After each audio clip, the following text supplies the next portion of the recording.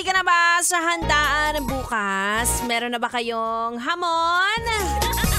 Meron na ba kayong sangkap para sa Graham? Ay, ang sarap! Handa na ba ang mga pasas para sa salad? Kasi naman, ibang pasas naman kasi ang gusto mo. O mag-aabang ka na lang ng grasya mula sa kapitbahay nyo mayaman. Mga yes, friend, it's me, it's a girl DJ Ganda Wanda. Kasama nyo na naman dito sa 101.1 Yes FM na ready na ring tikman ang mga putahe bukas. Kaya sa mga yes friend kung magda-diet dyan, wag na. Ikaw naman. Alanganin na sayang naman kung hindi ka makakakain ng mga handa sa Noche Buena, di ba? Sa January ka na lang mag-start, parang tanga to.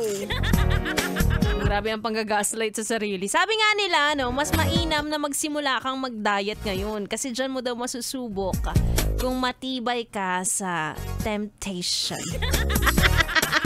Diba? Yung decided ka na magpapayat pero kinakausap ka ng lechon sa hapag. Papaano naman yun? Ang sakit-sakit. Mga ganyan, magkakasubukan, ano?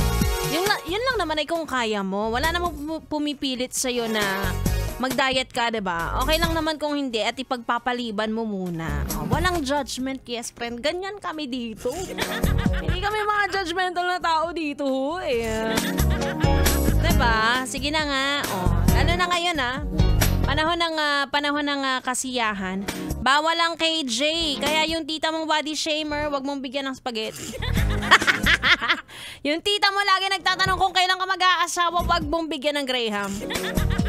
Bawal KJ, dapat masaya lang tayo ngayon ha. Sige na, ibigay nyo na to sa mga sarili ninyo dahil ilang araw na lang ay matatapos na rin naman ang taong 2024. Kung naging masalimuot ang taong ito para sa'yo, bumawi ka kahit sa mga huling araw. Diba? Anyway, sa mga yes friend ko naman kasi magsipagan na ngayon pa lang uuwi. Ay!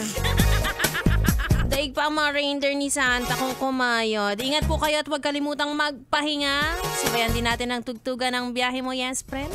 Dito lang yan sa station number 1 sa Kalokohan. 101.1 Yes FM Solid. Kumusta?